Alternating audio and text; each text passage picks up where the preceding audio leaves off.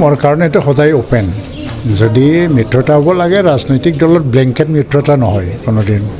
তাৰ কাৰণে common minimum programme লাগে ফৰ্মুলা লাগে এইবিলাক ঠিক কৰি পেলাই আহক কথাটো হ'ল কি এনেই এটা ৰাজনৈতিক ডাইলগৰ নিচিনা চলি থাকিলে ভাল নহয় UPPL এইবিলাকৰ কাৰণে ৰৈ নাথাকে যদি সঁচাকৈ আগবাঢ়ি আহে হাগ্ৰামাৰ ওপৰত নিৰ্ভৰ কৰিছে এইটো হাগ্ৰামা মহিলাৰ নিৰ্ভৰ তেওঁ যদি খোলা মনেৰে আগবাঢ়ি আহে বিনা চৰ্তত তেতিয়াতো আমিও প্ৰস্তুত আছোঁ কেনেকৈ আমি আগবাঢ়ি যাব পাৰোঁ কিন্তু সেইটো ৰৈ নাথাকি পেলাই UPPLে অকলে যুদ্ধ কৰিবৰ কাৰণে প্ৰস্তুতি আমি সম্পূৰ্ণভাৱে কৰি দিছোঁ 40টা সমষ্টি আমি খেলিবলৈ সিদ্ধান্ত লৈছোঁ কিন্তু হাগ্ৰামা মহিলাৰে কিছুদিন পূৰ্বে কৈছিল যে আমি মিত্ৰতাৰ কাৰণে আমি সাজু আছোঁ কিন্তু প্ৰমোদ বড়ো ডাঙৰীয়াই বা UPPLে আগবাঢ়ি নাই এইটো গোটেই বিষয়টো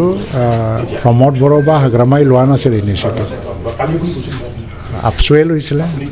BPFৰ এই সময়ত BPFৰে নেতা আছিল তেওঁলোকে খাম্পা বৰগোহাঁই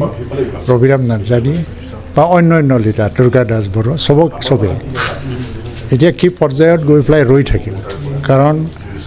তেওঁলোকে আগবাঢ়ি আহিছিলে ইনিচিয়েটিভ লৈছিলে আমাৰ লগত যোগাযোগ কৰিছিল আমাৰ নেতাবিলাকে আলোচনা কৰিছিল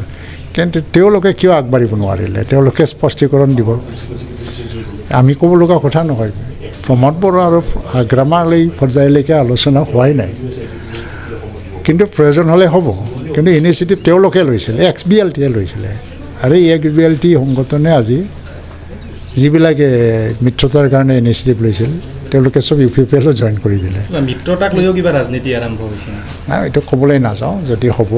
বা হ'ব বিচাৰে আমাৰ ক'ব লগা নাই আমিতো ৰাজু আছোঁ আহি গ'লে হ'ল এটা ফৰ্মুলা লৈ আহি গ'লে হ'ল সন্মুখত যিহেতু নিৰ্বাচন UPPLৰ কি হ'ব বা কেনেদৰে UPPL চাব কোনো কথা নাই ইয়াত মেজিক নাম্বাৰ আমি পাই গৈ আছোঁ আমাৰ কোনো সন্দেহ নাই আমি কাৰোবাৰ কাৰণে ৰৈও থকা নাই আৰু কাৰোবাৰ ওপৰত নিৰ্ভৰশীলো নহয় আমি অকলৰ নিজৰ দমতে ইলেকশ্যনত অৱতীৰ্ণ হ'ম আৰু মেজিক নাম্বাৰ আমি পাই যাম মানে অকলে চৰকাৰ গঠন কৰিব আপোনাৰ চৰকাৰটো বেলেগ কথা ইলেকশ্যনটো বেলেগ